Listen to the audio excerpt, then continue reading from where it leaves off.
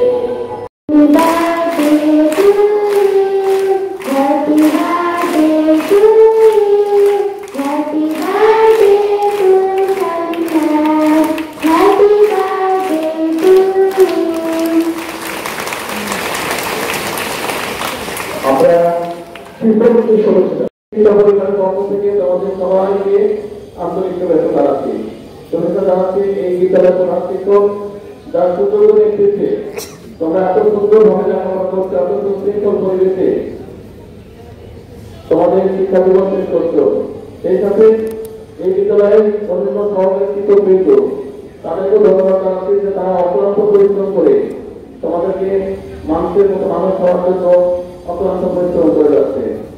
তোমাদের সবাইকে আমরা ফুলের শুভেচ্ছা জানাচ্ছি, আন্তরিক অভিনন্দন জানাচ্ছি যে তোমরা ভালোভাবে লেখাপড়া করে মানুষের মতো মানুষ হবে, তোমাদের বাবা মার মুখ উজ্জ্বল হবে, এই প্রত্যাশা রাখছি।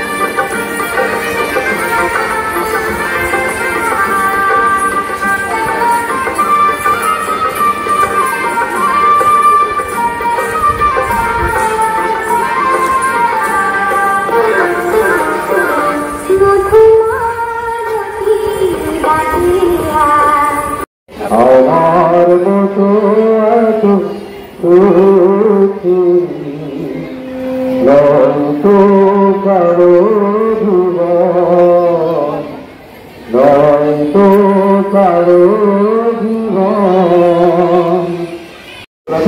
আমাদের এসে যায় একটি অগ্রগতি বিদ্যালয় পরিদর্শন তার অংশ বিশেষ আমরা বগুড়া জেলার স্বনামধন্য একটি শিক্ষা প্রতিষ্ঠান, যেটি শুধু বগুড়ার মধ্যে নয়, এটি পুরো বাংলাদেশের মধ্যে অন্যতম শ্রেষ্ঠ একটি স্কুল।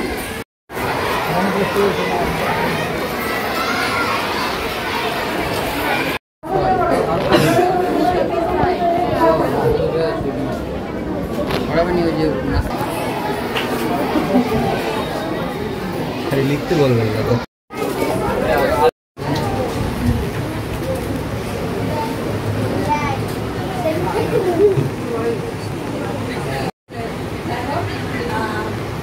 হচ্ছে যারা যেটাই পাবে সারা তোমাদের কাছে জানার জন্য পারবো না এরকম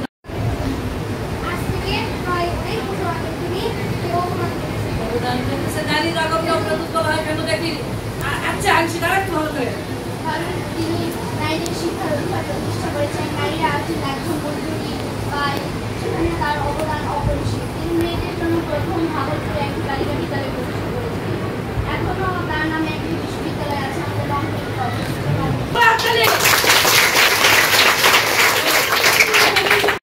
পারবে না, যদিও ভুল করেছেন তাদের বের হতেই হয়, তাহলে তারা পর্দাসহ গাড়ি ব্যবহার করে।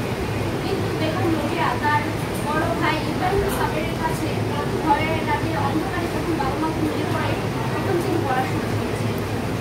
তিনি তার ভাইয়ের কাছ থেকে আরবি, উর্দু এবং ফার্সি ভাষায় কথা বলতে বা পড়াশোনা করতে শিখেছেন। তিনি আমি মুগ্ধ হয়েছিলাম।